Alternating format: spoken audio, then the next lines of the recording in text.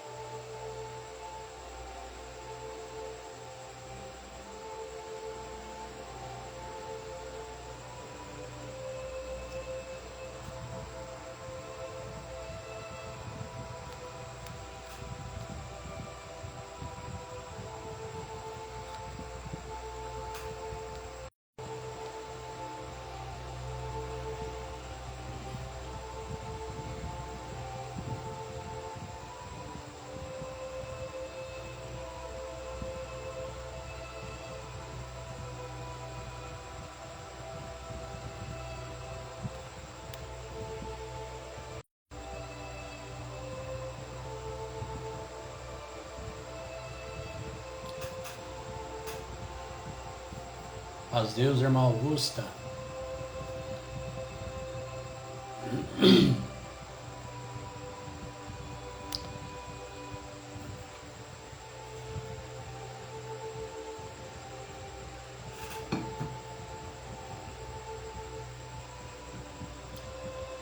Quem for entrando aí puder enviar o aviãozinho aí para que mais pessoas possam ser convidadas para assistir a live, ajuda nós. Falar da palavra de Deus sempre é bom. E é o cumprimento do nosso ID, né? Aquele que entende que a igreja tem que anunciar Jesus.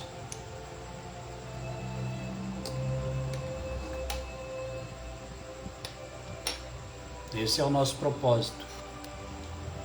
Anunciar o Evangelho de Jesus Cristo.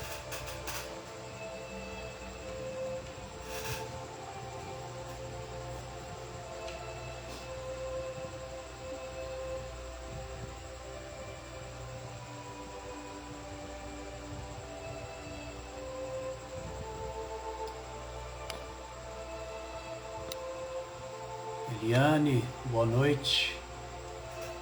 Seja bem-vinda, graça e paz.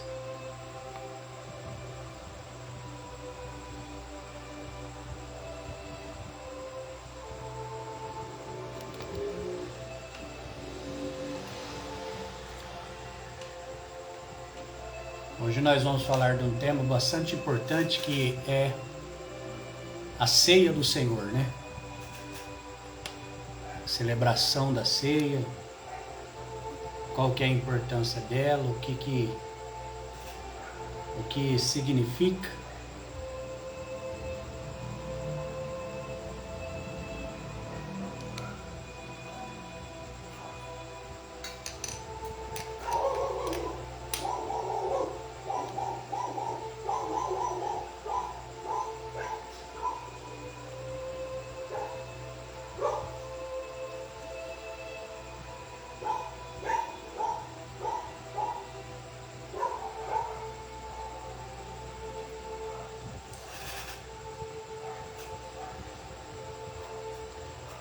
Bom, agora nós vamos usar como base de, vamos dizer assim, de estudo e aprendizado da Palavra de Deus, o texto aos Filipenses, capítulo 2.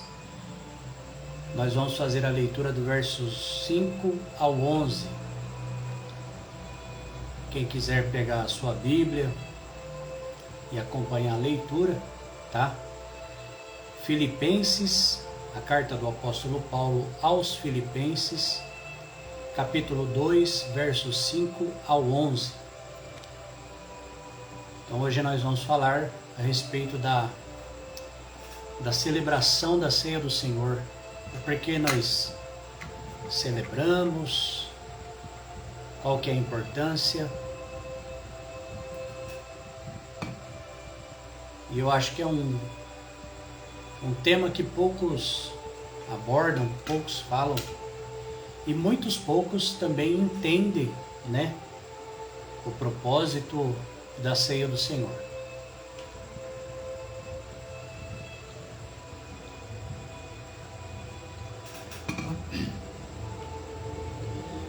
Então, o texto é em Filipenses capítulo 2, versos 5 ao 11. O texto diz assim: tenham entre vocês o mesmo modo de pensar de Cristo. Tenham entre vocês o mesmo modo de pensar de Cristo Jesus, que, mesmo existindo na forma de Deus, não considerou o ser igual a Deus, algo que deveria ser retido a qualquer custo. Pelo contrário, ele se esvaziou, assumindo a forma de servo, tornando-se semelhante aos seres humanos. E reconhecido em figura humana, ele se humilhou, tornando-se obediente até a morte, e morte de cruz. Por isso também Deus o exaltou soberanamente e lhe deu o nome que está acima de todo o nome, para que, ao nome de Jesus, se dobre todo o joelho nos céus, na terra e debaixo da terra, e toda a língua confesse que Jesus Cristo é o Senhor, para a glória de Deus Pai. Então está aqui o texto base para nós darmos sequência neste aprendizado, né? E nós vamos ver, como eu disse, falar a respeito da ceia do Senhor, qual que é a importância. E se nós formos analisar o culto de celebração da ceia do Senhor, ele é um dos eventos mais importantes para os cristãos. E uma frase que eu sempre gosto de repetir quando estou em atendimento da ceia do Senhor na igreja é que não existe nenhum outro tipo de celebração que deve ter mais atenção como a festa da celebração da ceia do Senhor. E aí eu faço uma pergunta para nós pensarmos: por que o culto de celebração da ceia do Senhor? Porque a verdade é uma só, irmãos. A ceia do Senhor faz menção do sacrifício de Jesus, faz menção da nossa reconciliação com Deus, faz menção da nossa esperança de estarmos na glória, e é lá aonde nós participaremos das bodas do Cordeiro. E lembrando das palavras de Jesus, quando reunido com os discípulos, os quais são, na verdade, os representantes legais naqueles dias de Jesus, ele lhes disse: eu vos afirmo que de agora em diante não tomarei mais deste fruto da videira até aquele dia em que beberei o novo vinho convosco no reino de meu Pai. Então nós vemos aqui que Jesus ele faz uma afirmação, primeiramente aos discípulos, que, como foi dito, que naqueles dias eram os representantes legais da igreja, e esta mesma menção ela cabe a nós, né? Por quê? Porque nós temos também esta esperança que vamos participar desta grande ceia junto com o Senhor no reino de Deus. Então isso é muito importante nós entendermos, né? E o texto de Filipenses que nós fizemos a leitura, no capítulo 2, do verso 5 ao 11, é um texto muito profundo, é um texto muito interessante. E eu posso dizer que esse texto que nós acabamos de ler é sem dúvida um dos textos mais extraordinários de Paulo, um dos mais belos, vamos dizer assim, da nova aliança. E se colocarmos esse texto em paralelo com outro texto, também de Paulo, quando escreve aos Romanos, quando ele diz assim, isso aqui é uma poesia tão profunda e tão bonita, que se nós prestarmos atenção, olha o que diz Paulo nessa carta aos Romanos. Ele diz assim: ó profundidade da riqueza, tanto da sabedoria, como do conhecimento de Deus. Quão inexplicáveis são os seus juízos, e quão insondáveis são os seus caminhos. Pois quem conheceu a mente do Senhor? Ou quem foi o seu conselheiro? Ou quem primeiro deu alguma coisa a Deus para que isso lhe seja restituído? Porque dele, e por meio dele, e para ele são todas as coisas. A ele seja a glória para sempre. Amém. Esse texto que nós acabamos de ler agora se assemelha em riqueza, em poesia, em grandeza, em beleza, a esta mesma poesia de Paulo aos Romanos.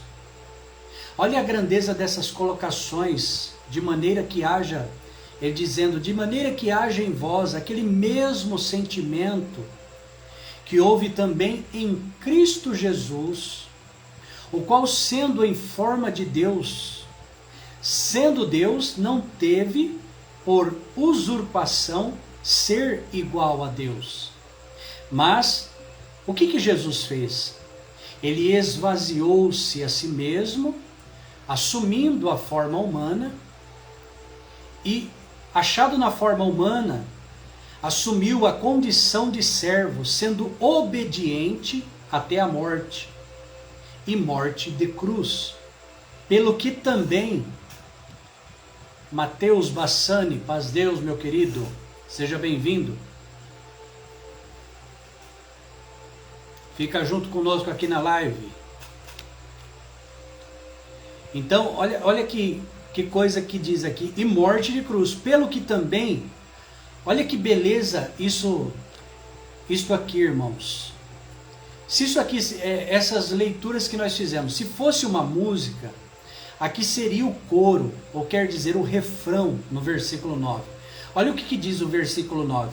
Por isso também Deus o exaltou sobremaneira, ele deu o nome que está acima de todo o nome, para que ao nome de Jesus se dobre todo o joelho, nos céus, na terra e debaixo da terra, e toda língua confesse que Jesus Cristo é o Senhor, para a glória de Deus Pai. Moivair, paz Deus, seja bem-vindo, meu querido. Então nós vamos notar a colocação de Paulo, ela é linda, é extraordinária. E se nós observarmos, ela é teologicamente incontestável. Ele fala do sentimento de amor que compungiu o Senhor Jesus a renunciar-se a si mesmo. Por quê? Porque naquele momento, Jesus, o que Jesus ele renuncia? Ele renuncia à sua glória, ele renuncia à sua divindade, ele abdica os seus atributos e a sua majestade.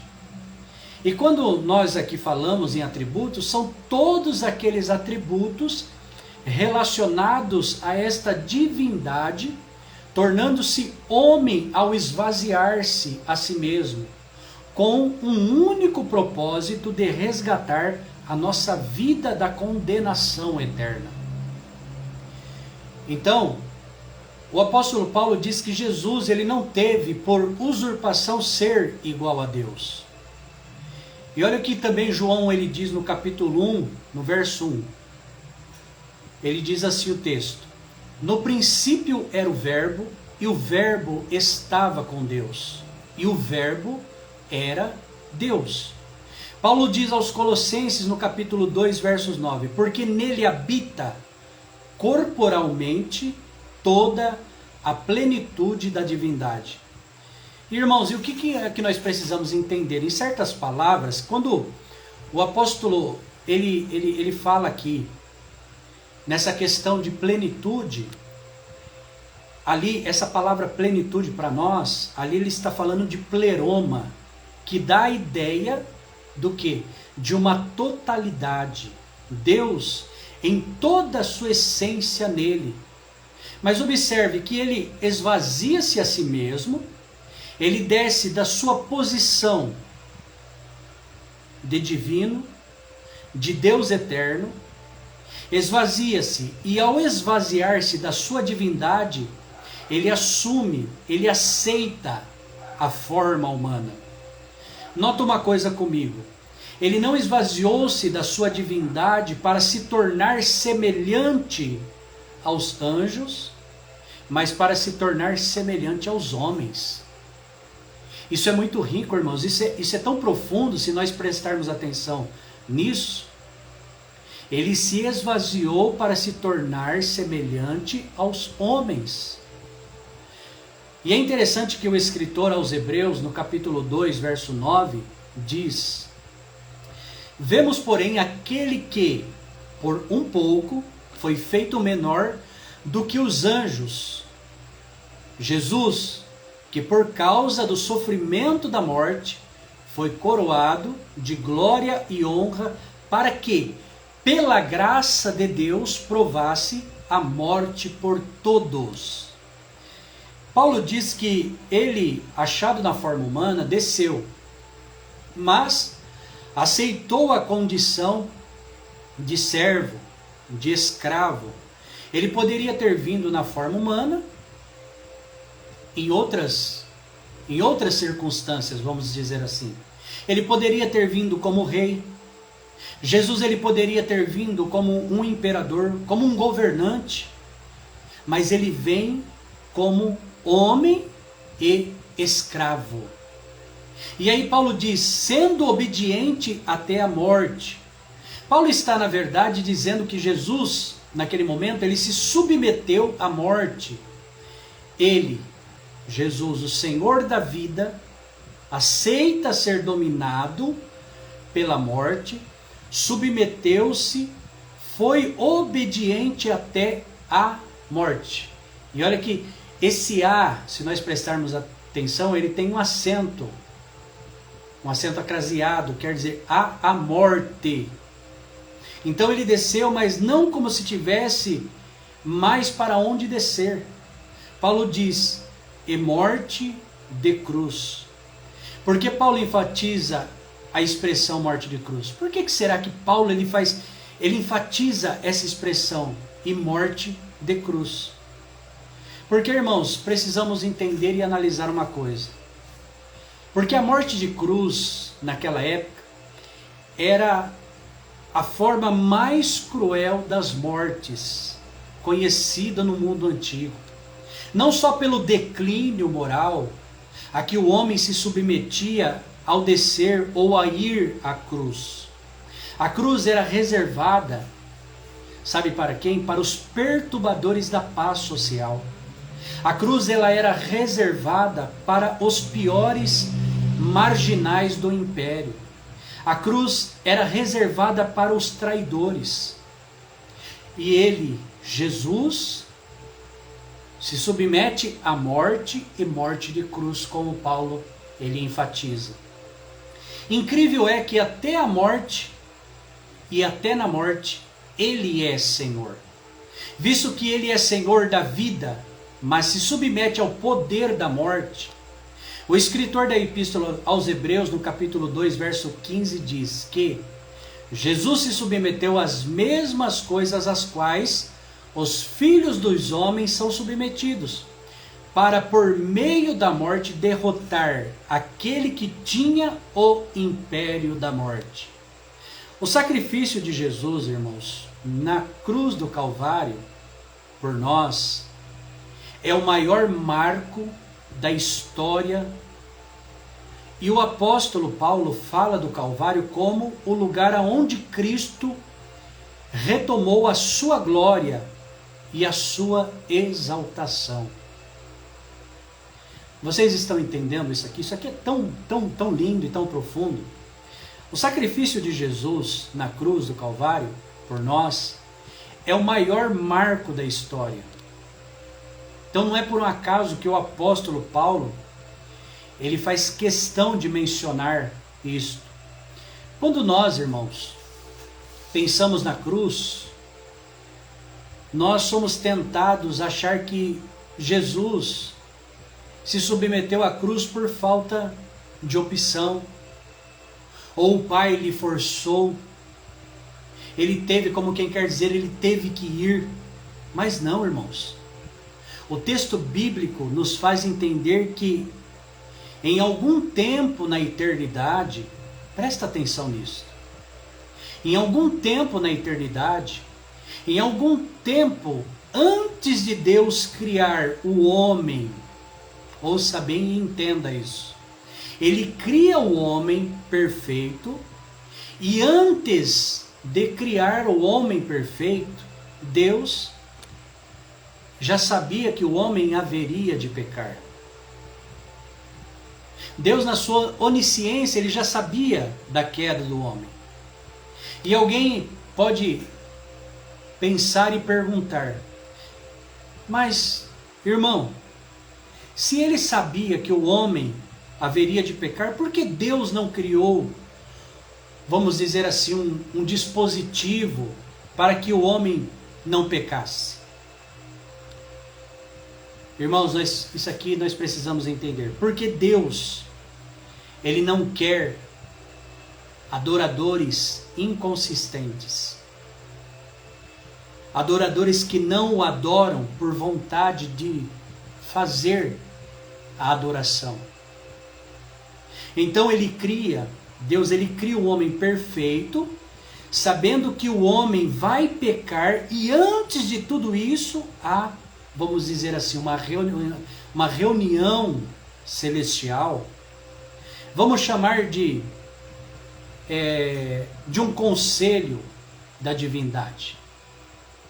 O Eterno, o Deus Todo-Poderoso, se reúne e conversa. E como quem quer dizer, agora vem um plano para resgatar o homem, que ainda haveria de ser criado perfeito. E se nós observarmos nos Atos dos Apóstolos, capítulo 2, versos 23, diz assim: que Cristo Jesus foi entregue por conselho e presciência de Deus. Então, presciência significa conhecimento antecipado, aquele que sabe das coisas.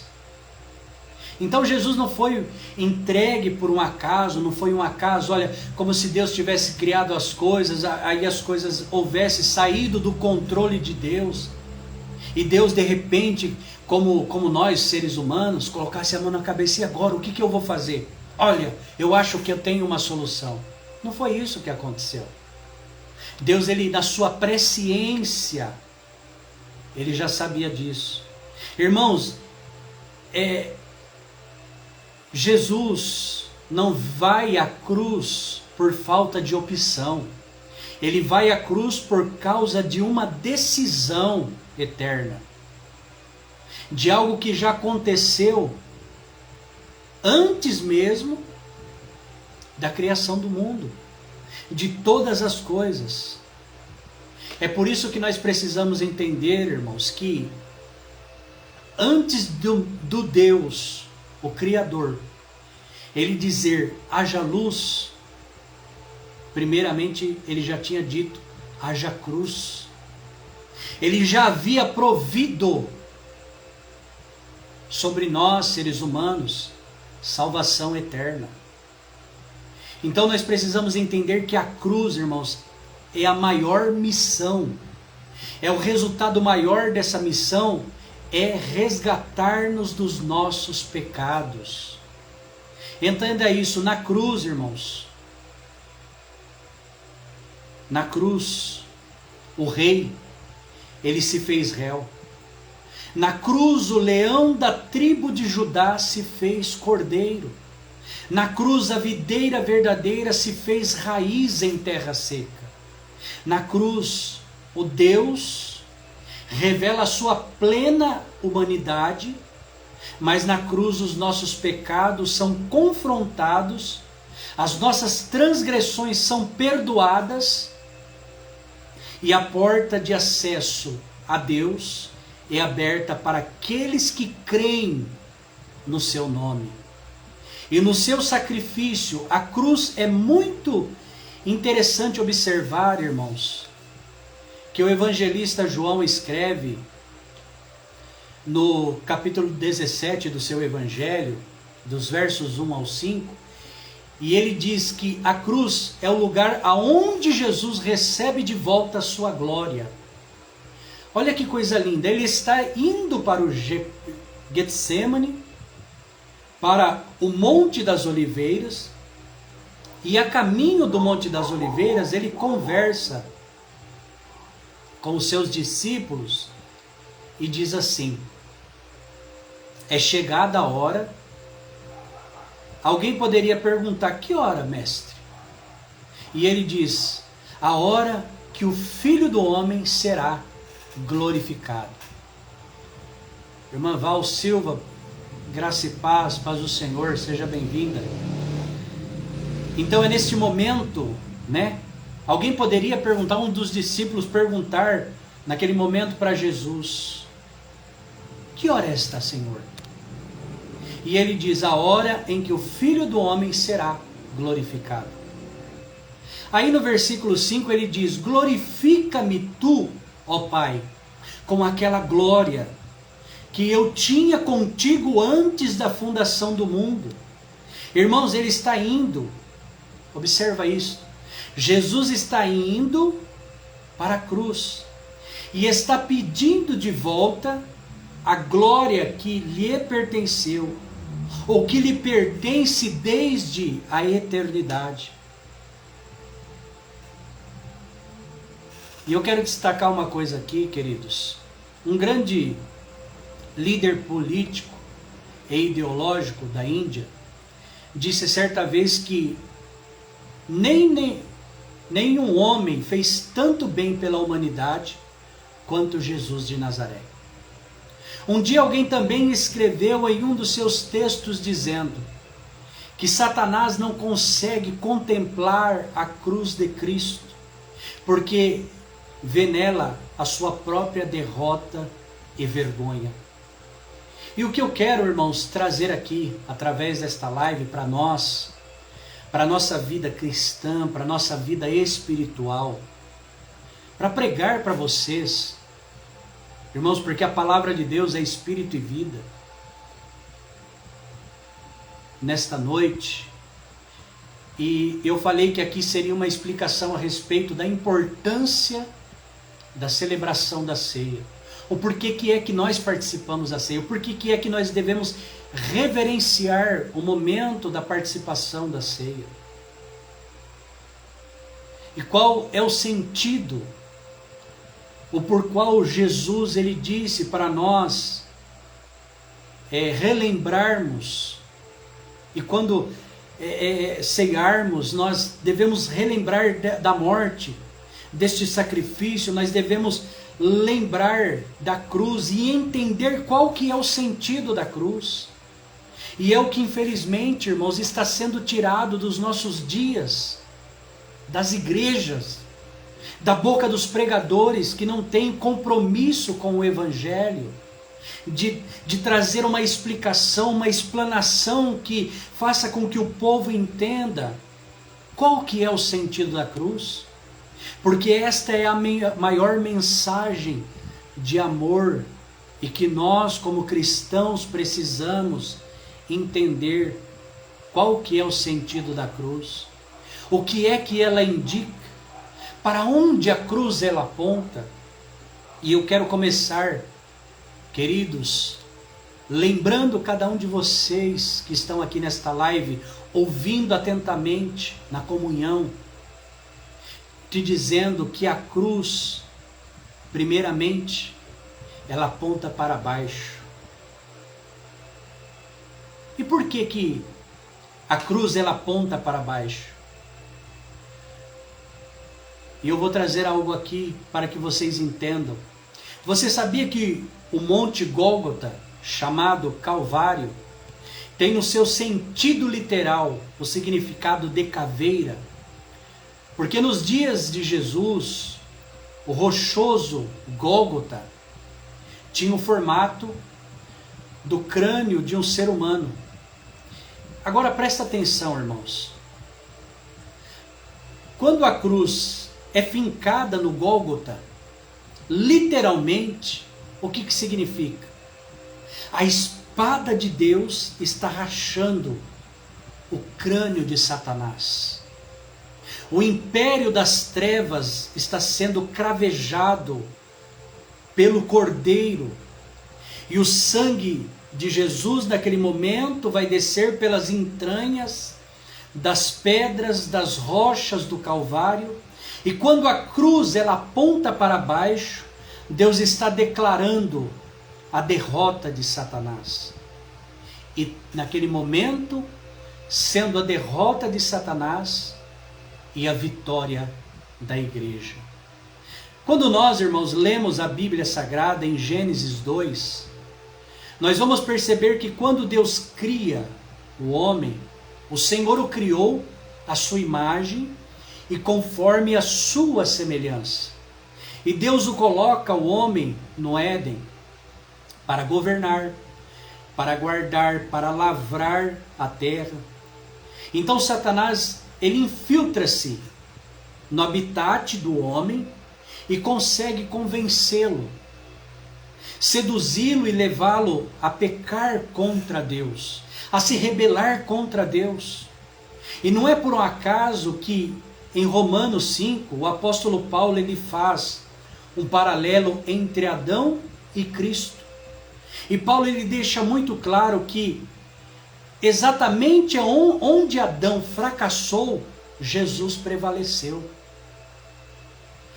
Na medida, irmãos, em que a história ela se desenrola, nós vamos perceber que Satanás perseguiu, tentou e feriu todos aqueles que se destacavam na caminhada da comunhão com Deus.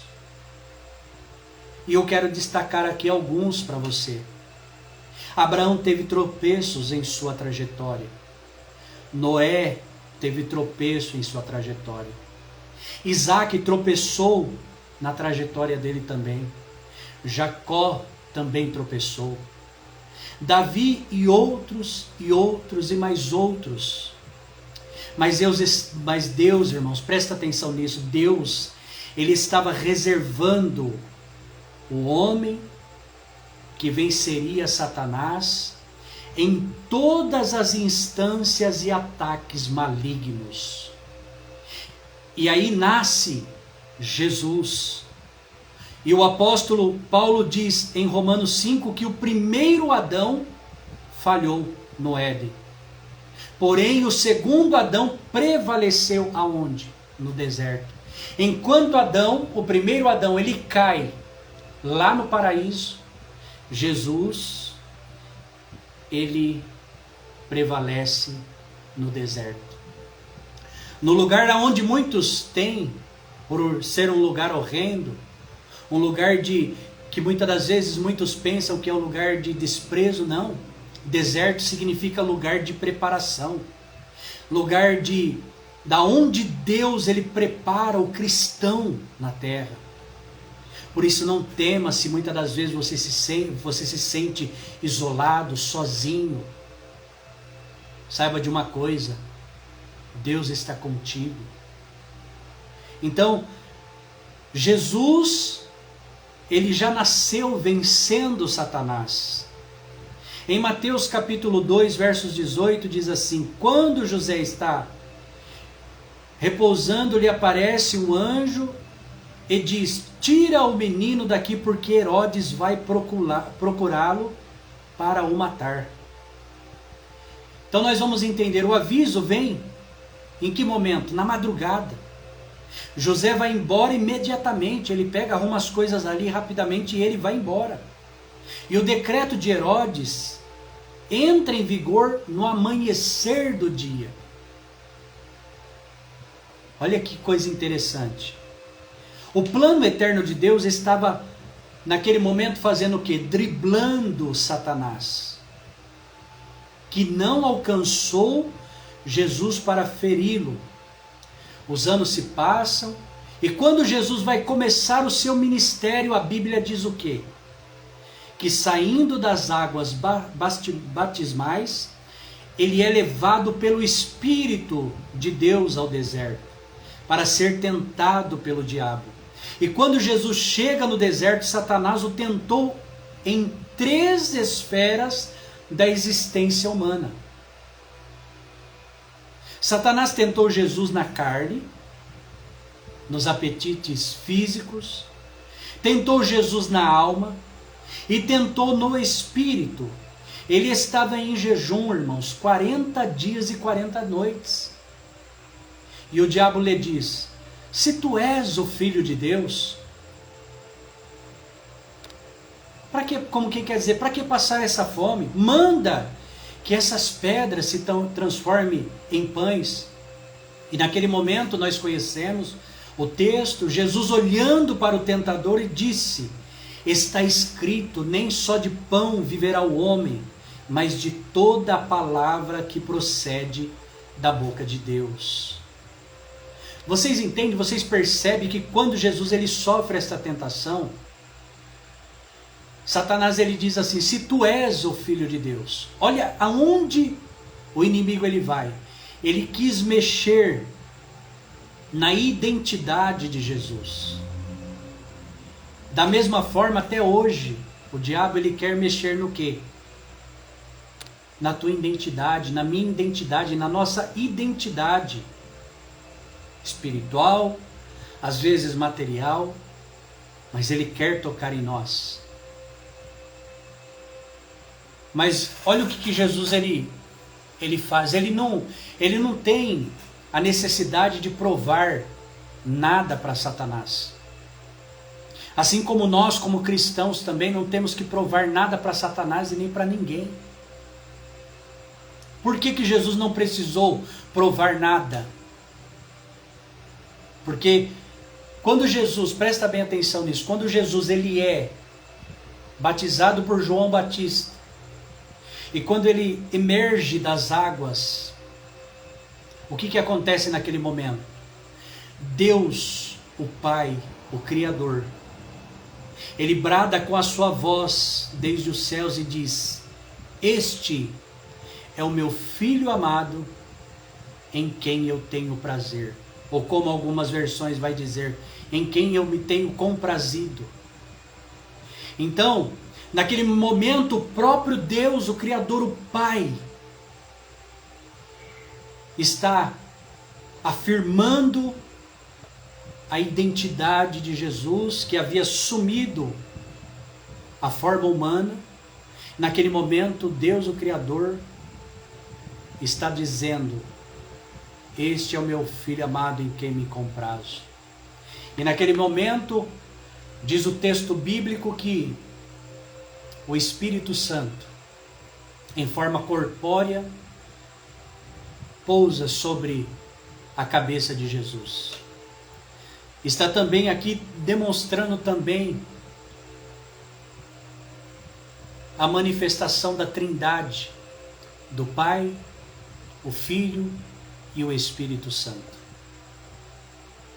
Então, Jesus ele não tinha nada que provar para Satanás, porque Satanás ele sabia quem que era Jesus. Da mesma forma que Satanás ele sabe quem é você, irmão. Ele sabe quem é você, irmã. Ele sabe quem sou eu diante da presença de Deus. É por isso que muitas das vezes muitos caem na tentação, por muitas das vezes estar passando algum tipo de provação na vida. Os primeiros pensamentos que vêm, ou às vezes até mesmo alguns espíritos, tomam a boca de alguém e diz assim: mas você não é crente? Você não é um servo de Deus? Você não vai na igreja? Você não ora? Você não faz isso? Você não faz aquilo? Você não toca? Você não canta? Você não prega? Olha o que o Senhor, pelo Espírito Santo, está trazendo para nós aqui, nesta live. Nós devemos tomar cuidado. Não vamos nos deixar ser levados por falácias, por mentiras, por difamações, por calúnias.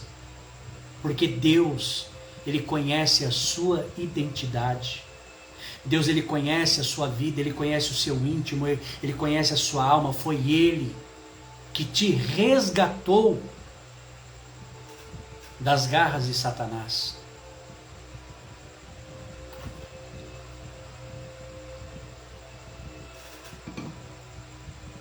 Então, Nós devemos observar essas coisas, irmãos. A palavra de Deus ela é rica, ela é profunda. A palavra de Deus, a leitura bíblica, por isso que ela é importante para nós, na nossa vida. E nós precisamos entender e viver estas sagradas letras na nossa vida. Então, o diabo, a primeira coisa que ele quer fazer, ele quer mexer na identidade de Jesus. Só que Jesus não tem nada que provar para ninguém. Assim como eu e você não temos que provar nada para ninguém. Por quê? Porque se nós estamos em Cristo, aquilo que é de Cristo se manifesta sobre nós. Então, Satanás ele percebe que ele tem domínio sobre os seus apetites físicos e agora o que ele vai fazer? Ele vai procurar tentar Jesus na alma. E a Bíblia diz que o diabo leva Jesus a um monte muito alto. E deste monte, o que Satanás faz? Ele mostrou todos os reinos do mundo. Sem sombra de dúvida, irmãos, trata-se de um monte, presta bem atenção nisso, de uma dimensão espiritual. Não é um monte terreno, como às vezes muitos imaginam, não, mas é um monte numa dimensão espiritual. Por quê? Porque não há qualquer monte na terra que se permitiria ver todos os reinos do mundo, como é citado no texto bíblico. E é de onde Jesus é levado por Satanás e lhe mostra os reinos e a glória deles e diz: eu te darei tudo isto. Querendo dizer, tu serás maior imperador da terra.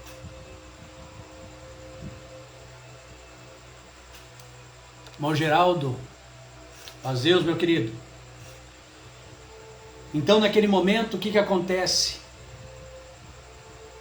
Ele está querendo dizer para Jesus: olha, você pode ser o maior imperador da terra, o maior governante. Só precisa fazer o quê? Prostrar-se e me adorar. Só um pouquinho, é rapidinho.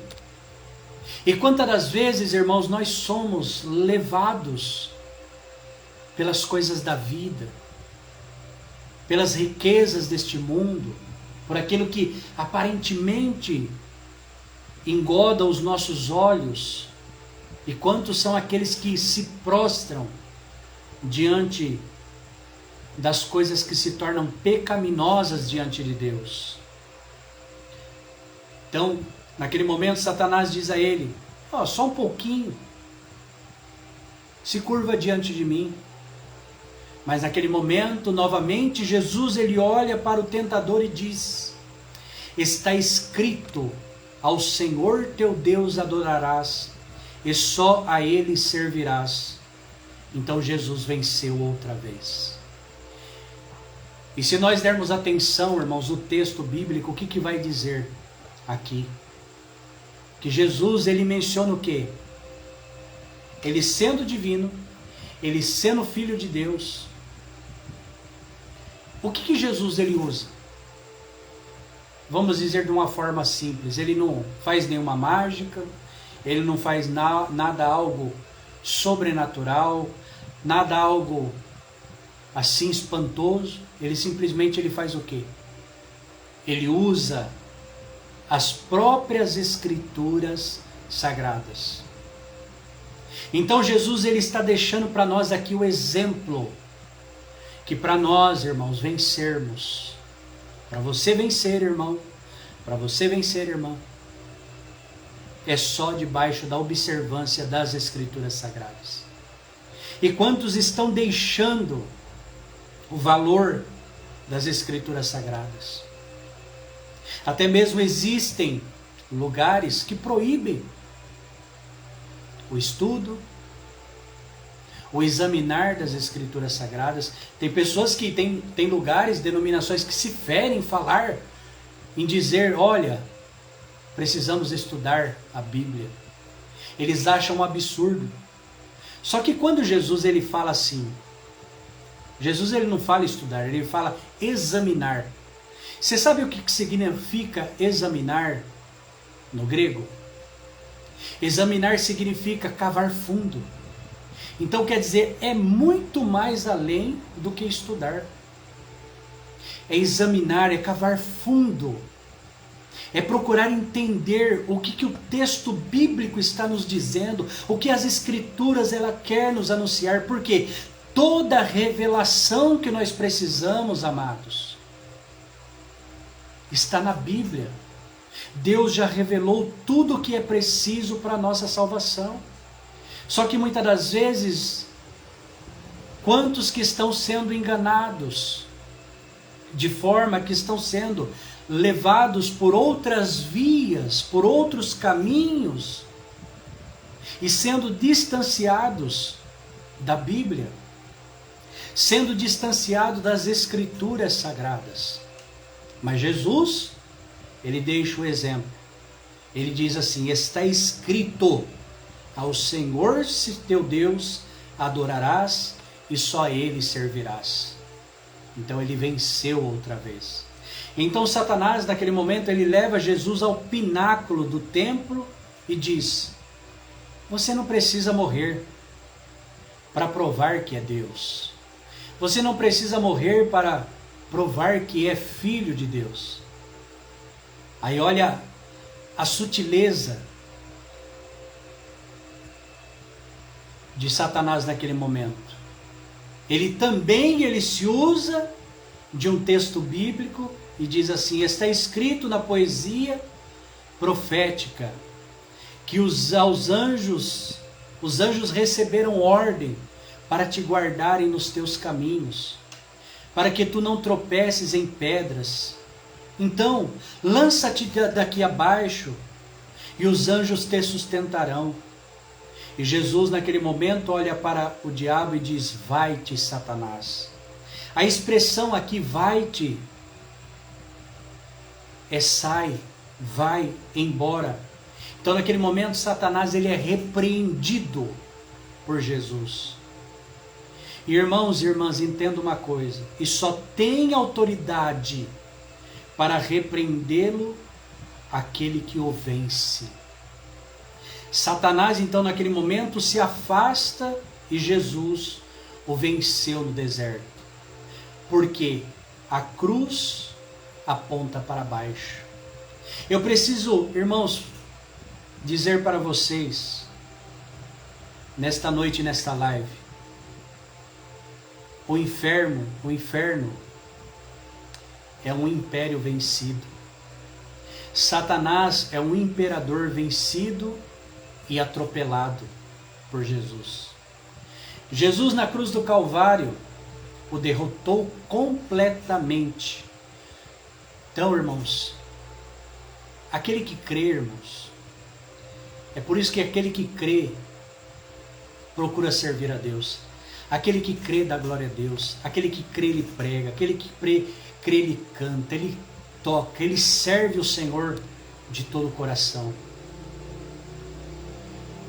Então, quando o diabo ele percebe que não consegue dissuadir Jesus, o que ele faz? Ele tenta vencê-lo na autopiedade, com compaixão de si mesmo. Por que eu estou dizendo isso? Lá em Mateus 16, naquela passagem quando Jesus ele está conversando com os apóstolos, com seus discípulos, ele começa conversando e ele diz assim: é necessário que o Filho do Homem padeça e dê a sua vida pelos pecadores, mas ao terceiro dia eu ressuscitarei. Aí depois nós vamos ver no versículo 21 do capítulo 16, que Pedro chama Jesus à parte de canto ali e diz assim: mestre, como quem quer dizer, que conversa sem graça é essa? Tem misericórdia de ti. Tem misericórdia de ti mesmo. Se poupa disso que você falou há pouco. Então o que Jesus ele faz naquele momento? Jesus diz para Pedro: para trás de mim, Satanás, Tu não pensas nas coisas que são dos céus, mas nas coisas que são da terra, naquilo que é terreno. Irmãos, o que nós encontramos aqui é Jesus caminhando em direção ao programa e ao propósito de Deus, ao projeto da eternidade. E qual que é o projeto da eternidade de Deus na vida de Jesus e para nós? De Jesus dar a sua vida pelos pecadores. Porque quando Jesus ele dá a sua vida aos pecadores, ele nos alcança. Irmão Fábio Bueno, paz Deus, meu querido. Então, presta bem atenção. A cruz é o lugar da vitória completa e cabal e final. A cruz não é o lugar onde Jesus pede misericórdia. A cruz não é o lugar onde Jesus pede clemência. A cruz não é, vamos dizer assim, o plano B de Deus. A cruz não é a medida desesperada de um Deus sagrado pelo pecado da humanidade. Por quê? Porque, como eu disse há pouco, já estava no plano de Deus. Antes mesmo da criação de todas as coisas, já estava no plano divino de Deus. Então, irmãos, que você possa dizer, até mesmo para você, que você possa entender que isto já estava no plano de Deus. Você ser um homem, uma mulher de Deus já estava no plano de Deus. Você ser um servo de Deus já estava no plano de Deus. Então é por isso que a cruz é o lugar onde ele vence, onde Jesus vence o diabo. Lá no Evangelho segundo João, Jesus declara: eu dou a minha vida e tenho poder para tomá-la de volta. Irmãos, isso é motivo de nós darmos glória a Deus. É motivo de nós glorificarmos o Senhor. Olha que coisa maravilhosa. Então, irmãos, o que nós precisamos, o que nós entendemos com isso? Jesus, ele não tão simplesmente morreu como nós falamos. Jesus, ele se entregou. Jesus, ele se entregou. Porque, irmãos, se nós analisarmos o flagelo que Jesus ele sofreu, os açoites, tudo que Jesus sofreu até chegar o momento da crucificação, irmãos, nenhum homem resiste o que Jesus passou. Então Jesus, naquele momento, ele se entregou. Por que Jesus ele se entrega? Porque Jesus, ele é o sacrifício, ele é o cordeiro que é oferecido ao Pai para pagar a tua, a minha e a nossa dívida. Então, quando Jesus, naquele momento, quando ele está no alto do Calvário, eu já disse aqui, a cruz é o lugar da hora mais triste da história, da noite mais escura da humanidade. A cruz é o lugar onde Deus abandonou Deus. Vocês já pararam para pensar nisso? Naquele momento, Deus abandona Deus.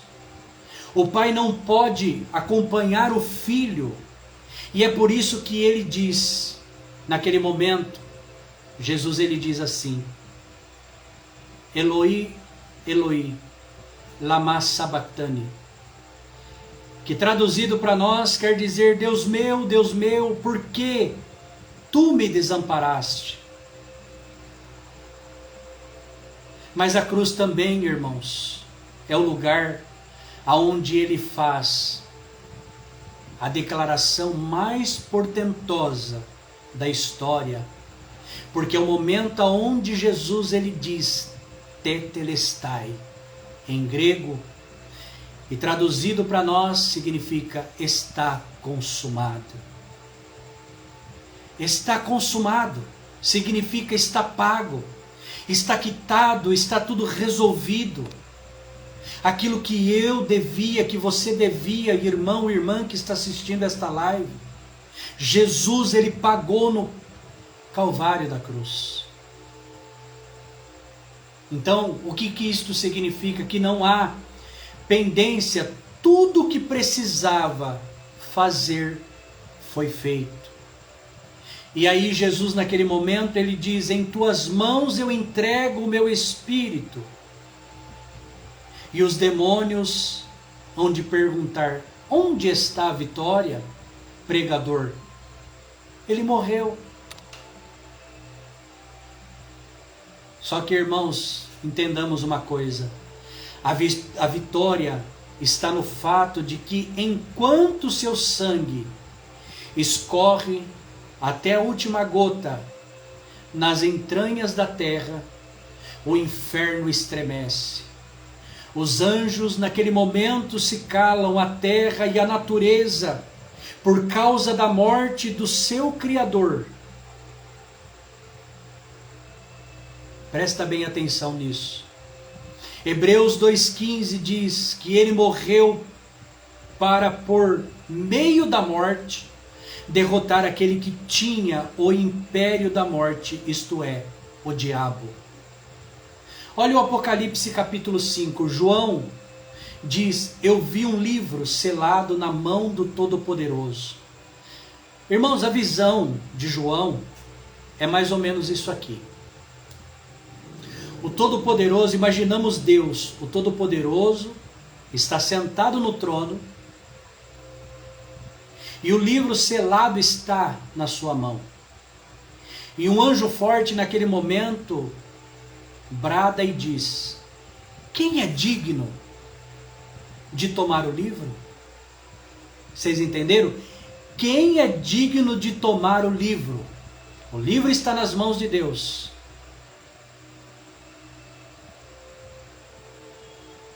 Presta bem atenção, não é receber, é tomar. E o anjo diz, quem é digno de ir diante do trono do Todo-Poderoso e puxar o livro? Quem pode chegar diante da autoridade do Grande e tomar o livro da sua mão? Aí olha o que o texto diz, João diz no texto. Nem no céu, nem na terra, nem debaixo da terra se achou alguém digno de tomar o livro, nem o arcanjo, nem querubins, nem serafins, ninguém se apresentou diante de Deus para tomar o livro. Nem na terra, nem os Césares da época, nem os grandes imperadores do seu tempo não poderiam tomar o livro, nem debaixo da terra. Os Assueros que já haviam passado o seu tempo, os grandes reis da história, os grandes generais, nem mesmo Satanás, o grande príncipe das trevas, poderia chegar lá e tomar o livro. Aí João diz, naquele momento, comecei a chorar, e eu chorava muito, e veio um dos anciãos, e me tocou com a mão direita, e disse, não chores, João, eis aqui o leão da tribo de Judá, a raiz de Davi. Irmãos, isso é tão profundo, é tão lindo. Olha a frase, presta bem atenção nisso, que venceu, ele venceu. Irmãos, quem está ouvindo isso aqui na comunhão, eu estou sentindo no meu coração, na minha alma, a presença do Espírito Santo. Então, Jesus, ele naquele momento, ele venceu. E ele venceu para quê? Para poder abrir o livro e desatar naquele momento os seus 7 selos. Então, irmãos, nós precisamos entender a cruz, ela aponta para baixo, significando que Satanás ele foi derrotado, o inferno foi derrotado e Jesus venceu. Irmãos, a cruz não é apenas um símbolo, a cruz não é apenas um instrumento mortal de terror em uma fase da história da humanidade, com aquilo que aconteceu com Jesus Cristo. A cruz, podemos dizer assim, a cruz é uma marca d'água no céu. Satanás olha e precisa enxergar o lugar onde ele foi atropelado pelo Cordeiro de Deus. Mas vamos lá, para onde aponta a cruz? A cruz, como já foi dito, ela aponta para baixo, mas também ela aponta para os lados. E o que isto quer dizer, irmãos? Alguém pode se perguntar, o que isto quer dizer, irmão cristiano? Presta atenção, a cruz revela a nossa reconciliação com Deus. A cruz é o lugar onde Deus, de braços abertos, convida o homem para reencontrar-se com Ele. Quando Deus criou o homem, à sua imagem e semelhança, Ele passou a relacionar-se com o homem de maneira íntima todos os dias. Diz a Bíblia que Adão estava no jardim e Deus ia no jardim conversar com Adão. Presta atenção nisso. Você já imaginou todo final de tarde? Vamos fazer aqui uma comparação. Você já imaginou todo final de tarde você estando na tua casa e de repente a campainha tocar e de repente chega o Todo-Poderoso na tua casa? E que quando você abre a porta e ele diz assim para você: vamos dar uma caminhada no jardim? Vamos tomar um chá? E Adão, de repente, ele sai ali caminhando com Deus no jardim. O que isso significa, irmãos? Significa comunhão. O homem, ele tinha esta comunhão com Deus, ele tinha esta ligação com o Criador.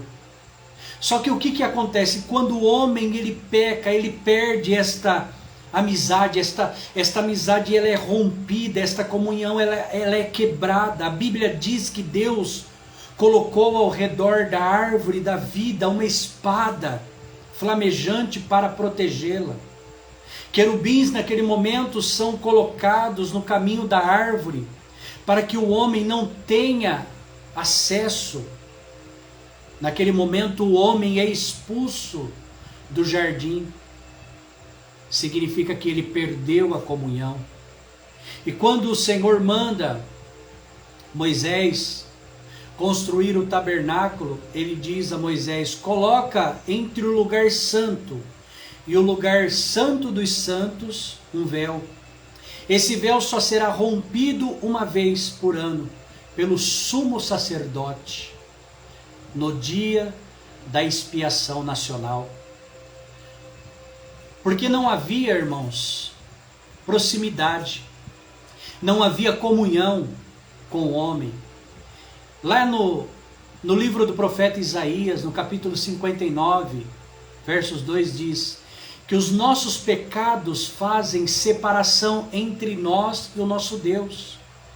Gênesis 6, o Senhor diz: o meu espírito não habitará para sempre com o homem. Quer dizer, a comunhão ela foi rompida.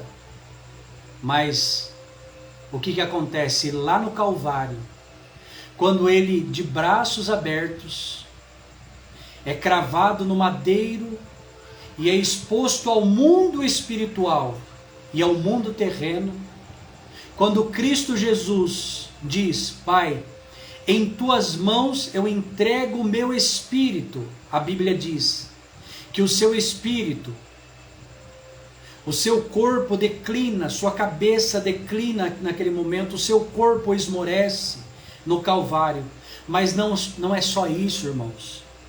Isso é o que acontece na cruz. Mas o que acontece no mundo de Deus é diferente. O salmista no Salmo 18 descreve que no momento que o filho morre, o pai não aguenta permanecer sentado no trono. O pai se levanta. E o salmista diz de forma poética que o pai respira. Tomar ar. Entenda, é uma linguagem poética. Mas o salmista diz que quando ele solta o fôlego das suas narinas, sai fogo, e da sua boca sai brasa viva. E ele chama um querubim, e os querubins são anjos que servem ao trono de Deus de maneira direta. E então, o profeta Ezequiel, no capítulo 1, e também lá em Apocalipse, capítulo 4, você vê, nós vamos ver os querubins diretamente ligados ao trono de Deus, e ele monta num querubim e voa ao redor do universo. E por isso que o sol se escurece, porque quando o Criador passa, o sol faz continência, se curva diante dele. A terra naquele momento se estremece, e quando a terra se estremece há um terremoto, e o solo é fendido até o monte Gólgota. E diz o texto bíblico que o véu do templo foi rasgado de alto a baixo. O que isso significa, irmãos? O caminho está aberto. A aproximação é permitida. Deus que abençoe, irmão Ivair. Depois assiste por completo, vai ficar salvo, tá? Então diz que naquele momento o véu é rasgado de alto a baixo. E o que isso significa? Significa que o caminho está aberto, a aproximação é permitida. Irmão e irmã, presta bem atenção. Diz para alguém da sua casa, diz para alguém que está do seu lado, que você pode ter comunhão com Deus. Você pode ter comunhão com Deus. E só, irmãos, quem entende isso, eu costumo dizer, glorifica a Deus, serve a Deus. É por isso que Paulo diz aos Efésios, no capítulo 2, versos 13, 14 e 16, que Cristo na cruz, vindo, evangelizou paz a todos os povos. E na cruz o ato do sacrifício de Jesus derruba o muro da separação de ambos os povos, judeus e gentios. Ele faz um povo. Ele faz uma igreja. É por isso, irmãos, que nós não devemos fazer distinção. Ah, mas porque eu sirvo na igreja, a minha placa é essa, a minha placa é aquela. Irmãos, a igreja de Cristo é uma só. É aqueles que creem no seu nome, é aqueles que entenderam o seu sacrifício verdadeiramente, é aqueles que seguem os seus passos. É aquele que entendeu este movimento que está sendo falado até agora, a respeito da cruz, para onde que ela aponta. Nós já vimos que ela aponta para baixo, e agora nós estamos falando que ela aponta para os lados, que significa que Cristo ele veio para abraçar a todos. Então é por isso que não há, quando Cristo ele cumpre a sua missão, ele quebra esta separação. Por isso que há um só povo, uma só igreja. E aos Colossenses capítulo 1, verso 20, Paulo diz que Cristo na cruz reconciliou consigo mesmo todas as coisas, tanto as que estão nos céus quanto as que estão na terra. Segundo aos Coríntios 5,18, ele diz que Deus nos fez ministros da reconciliação. Então, irmãos, isto é algo que nós precisamos anunciar. Por quê? Porque Deus nos fez ministros para sermos reconciliadores, para buscarmos as pessoas pecadoras, aqueles que não chegaram ainda ao conhecimento do Evangelho, aqueles que não entendem ainda o sacrifício de Jesus no Calvário. Então é por isso, irmãos, que nós devemos dizer que os braços do Pai estão abertos, que os braços de Deus estão abertos para receber todos quantos aqueles que creem. Então nós estamos vendo que a cruz ela aponta para os lados. Isto revela comunhão, isto revela reconciliação.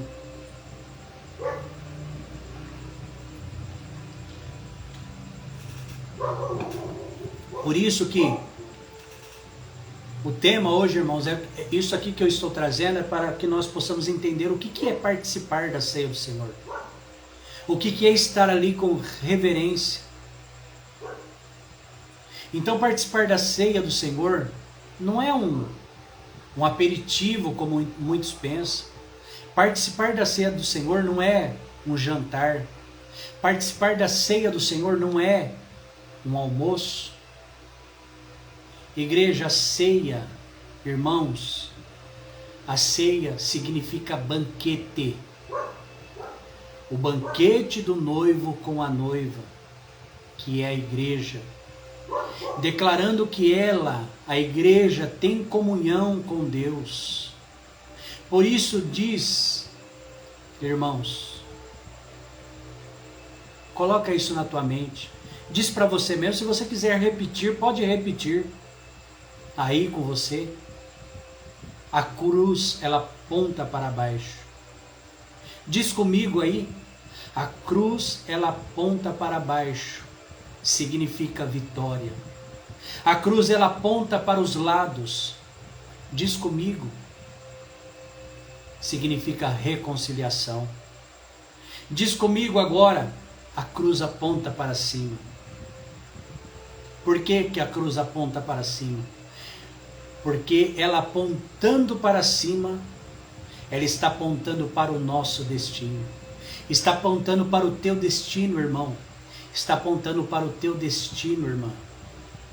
Aponta para o lugar para onde nós vamos, para onde nós estamos indo. Por quê? Porque lá em cima fala de glorificação. Lá em cima fala de eternidade. Irmão, você está entendendo isso que está sendo passado? Os fatos, aos sinais. Entende que Jesus está voltando e nunca foi tão autêntico. Irmãos, isso que eu estou falando aqui agora. Jesus está voltando. Só não enxerga quem não quer ver. Jesus está voltando. E nós, irmãos, como igreja, nós precisamos entender que o lugar de nós como igreja, o lugar da igreja é no céu. O lugar da igreja é na glória. Então por isso que nós temos que glorificar o nome de Jesus. Então a cruz ela aponta para baixo, ela aponta para os lados e ela aponta para cima. Pode dizer, repita comigo. Jesus venceu. Nós somos atraídos. E Deus, nós somos atraídos a Deus. Nós vamos para a glória. Nós vamos para a glória. Deixa o Senhor fluir isso na tua vida, irmão. Deixa o Senhor fluir isso na tua vida, irmã, no teu entendimento, no teu coração, no teu dia a dia. Então, por isso que nós, irmãos, quando nós entendemos essas coisas, Nós somos alegres. Nós somos felizes. A igreja, ela é alegre. Por quê? Porque a igreja, ela já venceu Satanás. E é por isso que nós estamos aqui nesta noite, e eu agradeço aos irmãos que estão aqui junto, e também aqueles que não puderam ficar até o final, para nós entendermos isto. Qual que é a importância da ceia do Senhor, quando nós celebramos ela, qual que é a importância do sacrifício de Jesus, qual que é a noção que nós precisamos ter do Calvário, da cruz. Irmãos, e a cruz de um sentido amplo, irmãos, ela está sendo tirada, infelizmente, das pregações nas igrejas. As igrejas, os pregadores, irmãos, que não têm compromisso com o Evangelho, só estão pregando prosperidade, só estão fazendo pregações antropocêntricas, pregações que só visam bens materiais, o dia a dia. Estão deixando de pregar Jesus, estão deixando de pregar a cruz, estão deixando de mostrar para que lado, como foi dito dentro desta live até este exato momento. Para onde que aponta a cruz? Para baixo. Por quê? Porque ela esmagou, ela cravou na cabeça de Satanás. Para os lados, por quê? Porque no momento que a cruz ela aponta para os lados, os braços de Cristo aberto, está mostrando a reconciliação que Ele veio para abraçar a todos nós. Amém, irmãos? Que Ele veio para abraçar e para nos reconciliar com Deus, e apontando para cima, mostrando que o nosso lugar não é aqui na terra. Ainda que vivemos aqui, temos nossos compromissos, nossos afazeres, mas nosso lugar não é aqui. Por quê? Porque a cruz aponta para cima. Ela aponta para o lugar aonde você vai morar, aonde eu vou morar, aonde a igreja vai estar, aonde a igreja vai glorificar, aonde a igreja vai cantar, aonde não haverá mais lágrimas, não haverá mais lamentação, não haverá mais dor, mas só glória. É isto que nós precisamos entender. E desde então já procurar viver esta vida eterna que nos foi proposta sobre cada um de nós. Então, irmãos, está aqui a mensagem para nós nesta noite. Que cada um de nós possamos meditar nas palavras que foram ditas e que Deus, através do Espírito Santo, na obra de Jesus Cristo, possa continuar nos conduzindo rumo a Sião Celestial. Deus que abençoe a cada um de vocês, que vocês possam ter uma ótima noite de descanso, que Deus possa abençoar a vossa família, a vossa casa, o vosso trabalho, cada setor da vossa vida. E que acima de tudo isso, aquilo que é espiritual possa estar sobre cada um de nós para a glória e para a honra do nosso Deus. Deus que abençoe, irmão Eloy, glória a Deus. Então, irmãos, guardamos isso. Então, esta é a importância e o significado da ceia do Senhor. É entendermos o sacrifício e para onde a cruz ela aponta. Qual que é o propósito, o porquê que precisou ser desse jeito. Teria muitas coisas a dizer, a anunciar aqui, a pregar. Então, que nós possamos guardar isso. Deus que abençoe a todos, graça e paz, a paz de Deus e um shalom a todos. Deus que abençoe e até a próxima live. Deus abençoe, irmão Geraldo. Amém. Irmão Fábio, Deus abençoe. Irmão Vair, que esteve junto de nós. Irmã Val, Tiaguinho. Todos vocês, Deus abençoe, viu? E se possível, compartilha a live com outras pessoas. Tá bom? É muito importante que, de alguma forma, nós venhamos a anunciar o Evangelho. Tá bom, meus queridos? Deus abençoe a todos. Graça e paz.